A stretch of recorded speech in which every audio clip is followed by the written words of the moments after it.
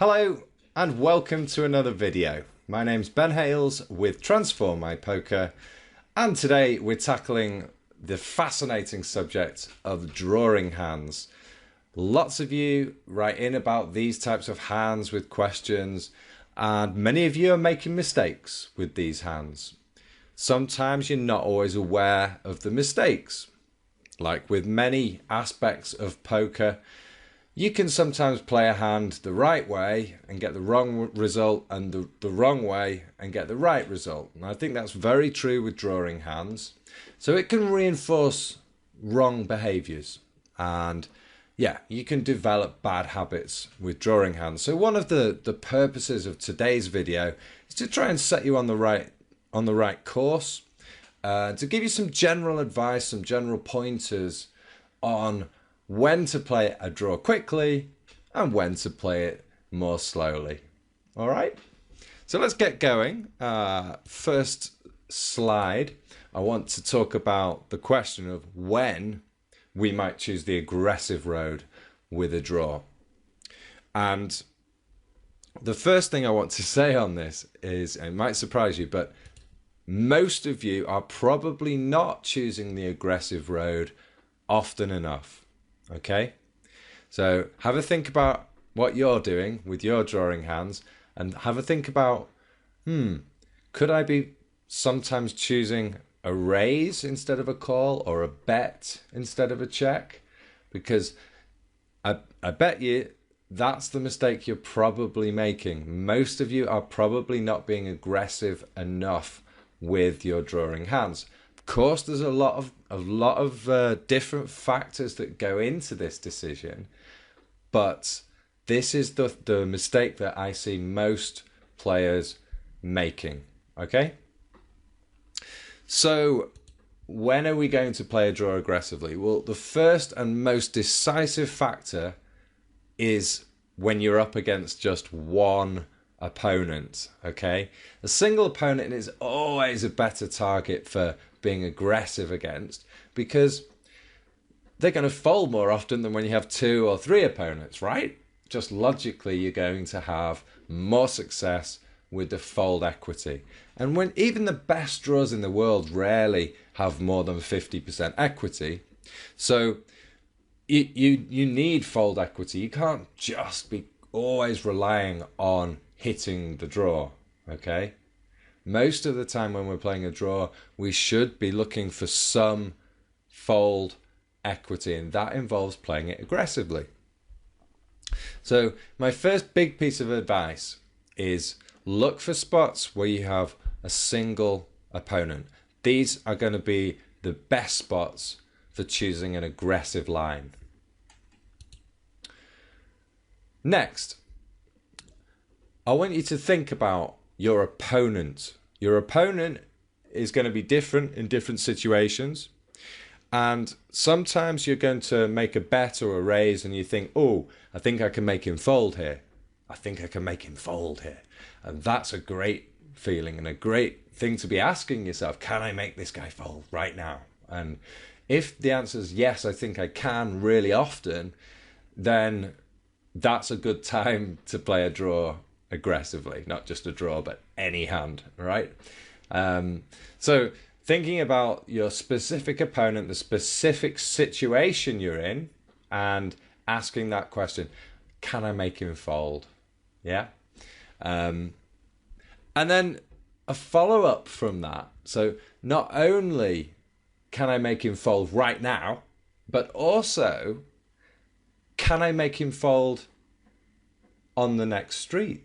You know, you might be betting on the flop, and you might be planning to bet the turn and bet the river, and thinking about, well, if he's got top pair, can I push him off? Can I push him off that hand with a triple barrel bluff if I miss my draw? And if I hit my draw, bingo, right? So definitely think about your fold equity. And if your opponent's the type of player that always calls, then they're not a good player to play a draw aggressively against, right? You want to avoid any form of bluffing. And when you play a draw aggressively, you are generally semi-bluffing. You are bluffing with a portion of what you're doing is a bluff, right? So think about your opponent. Think about whether they're a good opponent to bluff into. And that should help you make your decision as to whether to play the hand aggressively. Okay, so the next point is, if the draw's a nut draw, this should make you more likely to go for a massive pot. This is particularly true in deep stack situations. If the draw is a lower quality flush draw or the bottom end of a straight draw, you should be less inclined to go for a monster pot, right? Pretty logical. And then finally, being in position makes it more successful to build a big pot. You're going to have better success at extracting more value when you hit your hand, winning a huge pot when you're in position, and you're also going to find it easier to pull out of making bets and to lose fewer chips when things don't go your way later in the hand. And of course, they won't always go your way. So being in position is just generally good. And the same is true when you're choosing whether to play a drawing hand aggressively or not. It's a good bonus factor. I would say also that being out of position can sometimes be a reason for playing a draw aggressively, particularly if you spot an opportunity to check and then raise, so to pull off a check raise where you think you can make your opponent fold, either on the flop or the turn, and more rarely on the river. Okay, so let's now turn our attention to why we want to play the draw aggressively. So we've talked about the situations when. Now just let's think about why we're going to do it. It is giving us two ways to win. I've talked a lot about fold equity, but let's be really clear. When we raise or bet, we're constantly giving ourselves two ways to win the hand. Either our opponent folds or we hit our draw and we win through showdown. It keeps our fold equity winnings stronger. If you are not playing aggressive poker, you might be able to make lots of showdown winnings, but you're not ever going to make non-showdown winnings. You need to be being more aggressive. And if for those of you who can examine this in your database, check your red and your blue lines and make sure your red line is healthy, because that's your non-showdown winnings line. Third reason, it balances our value bets and raises. And this is more for advanced players thinking about your opponents and how they're perceiving you, and making sure that your own strategy is nicely balanced. So if I only raise when I have a super strong hand, 2-pair or better, then I become quite see-through and my opponent can just fold every time I raise. But if sometimes I only have a drawing hand, my opponent has a much bigger headache whenever I raise. And that's what you really need, is a balanced strategy, okay?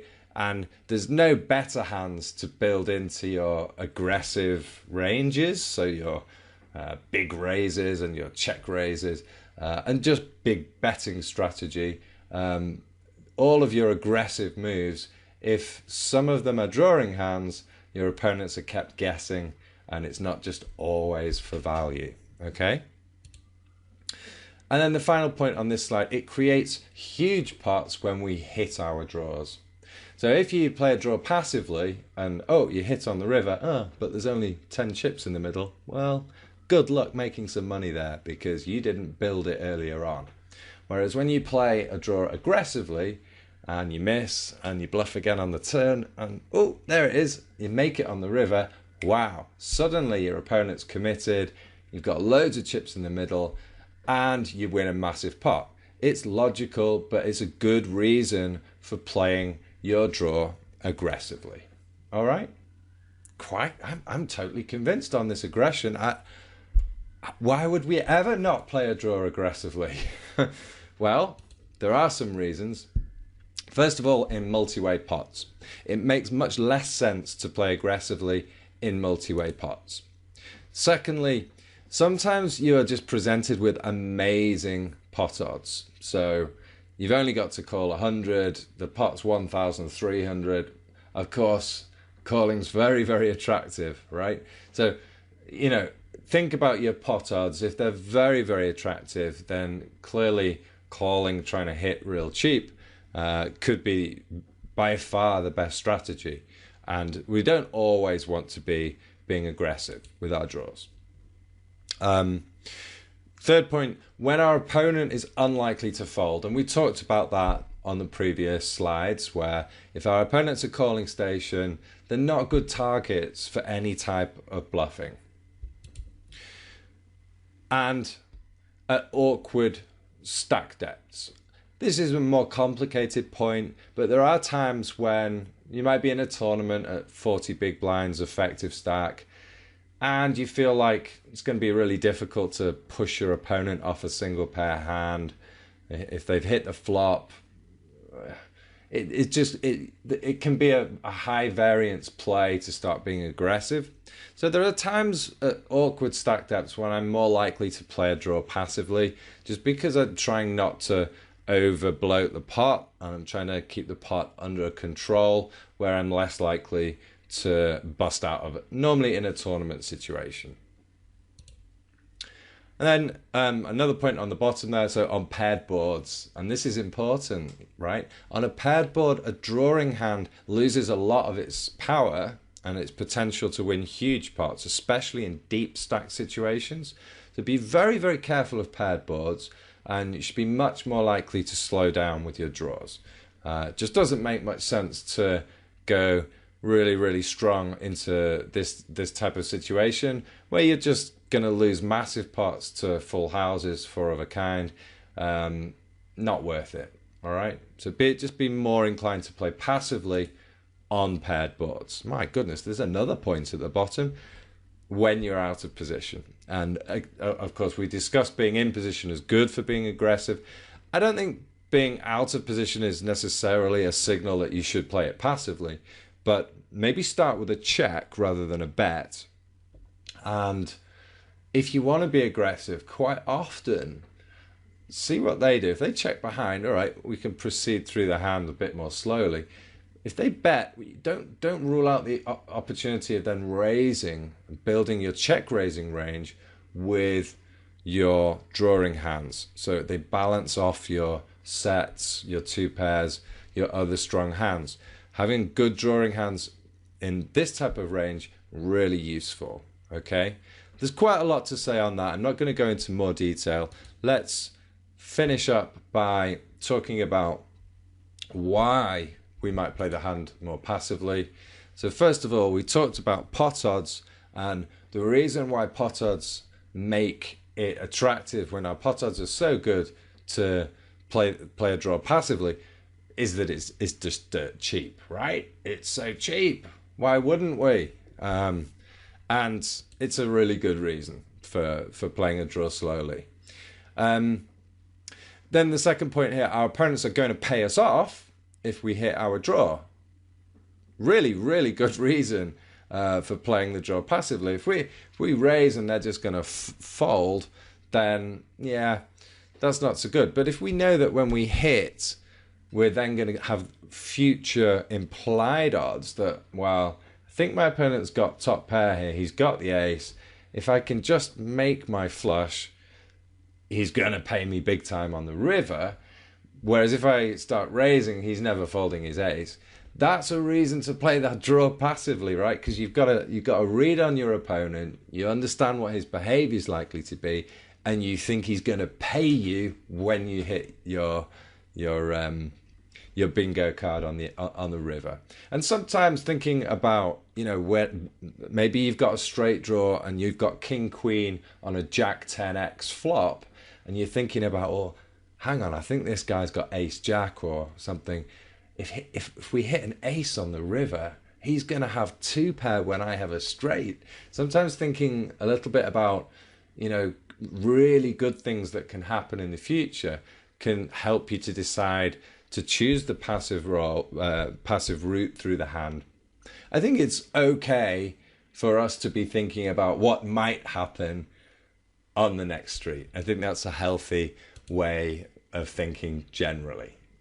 So the third point there, pot control reasons. I talked about that on the previous slide. We might slow down at awkward stack depths. Now, to finish up this video, I want to just do one final slide, and it's quite advanced. But I think it's important for you to understand how your drawing hands fit into your overall strategy, okay? And that's all that I'm talking about here, is just making sure that what you're doing with your drawing hands matches what you're doing with all your other hands, okay? To do this, first of all, think about all of the hands you arrive in a spot with. And if you use like a Flopzilla or another tool like Flopzilla to see how often you've got top pair, how often you've got a drawing hand, how often you've got ace high, etc., then you'll be able to bundle together all your hands into different categories and think about what you're doing with them in different spots. So for example, a flop comes down. What are you doing with your top pair hands? What are you doing with your missed hands? What are you doing with your drawing hands? How many hands are you raising with? How many hands are you calling with? How many hands are you folding with? Get a feel for how many hands are in each section. And if you can do that, then all I'm saying on this final slide is to try and make sure that your strategy with your drawing hands matches your overall strategy, so that you are not putting all your drawing hands into the raise category if you don't have any other hands in your raise category. Ideally, if you have very few hands in your raise category, you don't put many drawing hands in there. You try and match the ratios. So if you have a lot of hands in your overall calling strategy, then you would also have the majority of your drawing hands in the calling section. All right. So that's all I'm saying with these points. So fit those drawing hands into your overall strategy in the same way that you do for any other type of hand. All right. And I know that's quite an advanced final thought to end this on, but you know, I love drawing hands, and I thought I'd just go that one step further. Final point. Although I'm advocating an aggressive strategy with drawing hands, make sure you don't put all your drawing hands into your raising range every time, because that's not usually the correct way to do it. There needs to be some balance. So I know that last slide was quite advanced, and don't worry if you didn't understand all of it. That's not the aim of this video. The aim was to give you some really good concrete general advice on what to do with your drawing hands. I hope you enjoyed it. My name is Ben Hales with Transform My Poker. Thanks for listening.